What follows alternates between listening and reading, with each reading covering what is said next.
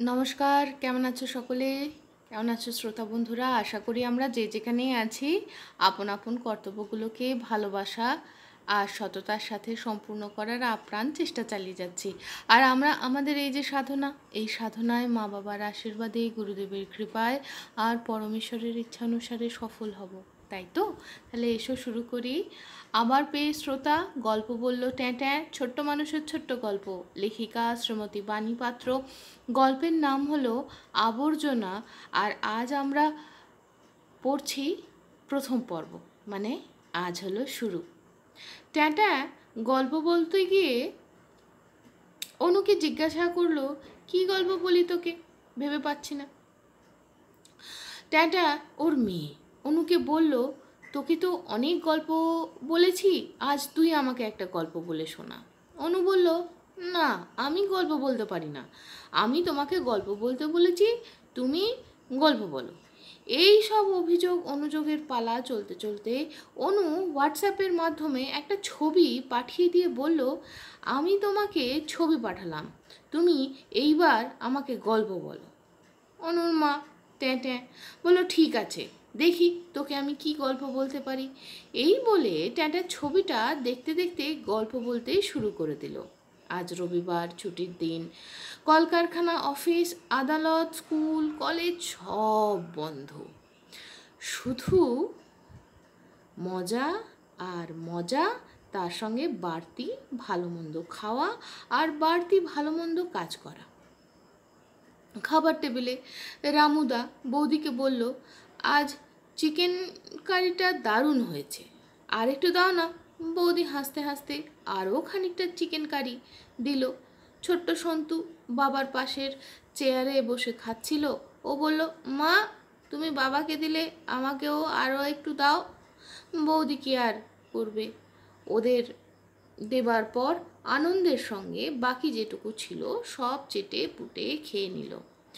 বাড়িতে কোনো কাজের লোক নেই, কাজের লোক রাখেনি। ছোট সংসার, বৌদি নিজের হাতেই সব কাজ সেরে নেয়। রামুদা একমাত্র চাকরি করে, চাকরি সূত্রে অনু যে বিল্ডিংয়ে বাস করে সেই বিল্ডিংয়ে অনেকগুলো ফ্ল্যাট আছে। বেশিরভাগ ফ্ল্যাটে চাকরি সূত্রেই পরিবার নিয়ে সবাই বসবাস করে। অনু একাই ফ্ল্যাটে থাকে, সেই কারণে পরিবারের সঙ্গে থাকা বসবাসকারীরা খুব বেশি অনুর সঙ্গে মেলামেশা করে না। অনু চাকরি করতে সকালে বেরিয়ে যায়, তারপর আবার বিকালের পর নিজের ফ্ল্যাটে চলে আসে, সেই কারণে বড় একটা কারোর সঙ্গে ওর যোগাযোগ নেই। এইভাবে দিন চলে যেতে থাকে। ওই কলোনিতে ইটের পাঁচিল দিয়ে ঘেরা ডাস্টবিন আছে। ওই ডাস্টবিনে বিল্ডিংয়ের সবাই যার যখন সময় হয় সে তখন বাড়ির আবর্জনা দিনে বা রাতে ফেলে যায়। এইভাবেই বাড়ির আবর্জনা ডাস্টবিনে পড়তে পড়তে ডাস্টবিন ছাপিয়ে রাস্তায় চলে আসে। সেই আবর্জনা অন্য আর এক সমস্যা সৃষ্টি করে। সেই সমস্যার হাত থেকে রেহাই পাবার জন্য পাঁচিল দেওয়া ডাস্টবিন ভেঙে ফেলা হয়। তার জায়গায় আসে আবর্জনা ফেলার গাড়ি। গাড়ির কোনো নির্দিষ্ট সময়ে নাই, সময় নেই, যখন তখন যেদিন খুশি আসে। তাও আবার গান গাইতে গাইতে গাড়ি বড় বড় বিল্ডিংয়ের গেটের কাছে থামে।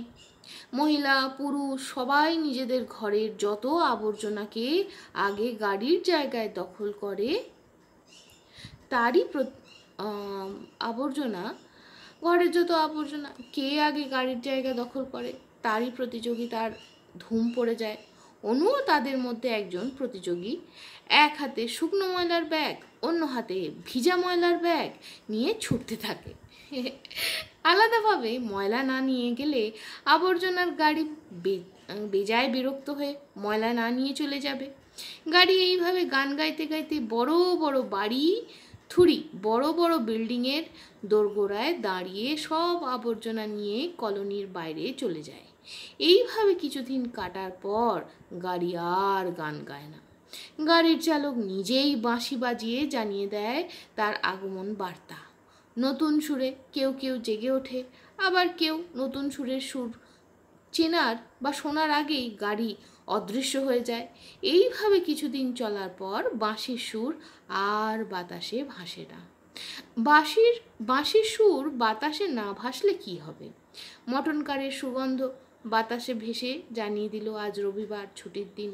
রামুদা তো মজা করে চিকেন কারি দিয়ে ভাত খেয়ে টানা দিবানিদ্রার স্বপ্ন দেখতে লাগলো। স্বপ্ন শেষ হয়ে গেল, সন্ধ্যা নেমে এলো, রাতের অন্ধকারেও বাঁশির সুর শোনা গেল না। পরের দিনও একই অবস্থা, কোনো ময়লা ফেলার গাড়ির দেখা নেই। এইভাবে কয়েকদিন কেটে গেল। এখন বুঝতে হবে এই রামুদাকে আর তার সঙ্গে ময়লা ফেলার গাড়িটাই বা কি, আর অনুরই বা কত নম্বর প্রতিযোগিতা চলছে। যাই হোক, সেটা পরের পর্বে দেখে নেব বা বুঝে নেব। তাহলে এখন আসি, টাটা।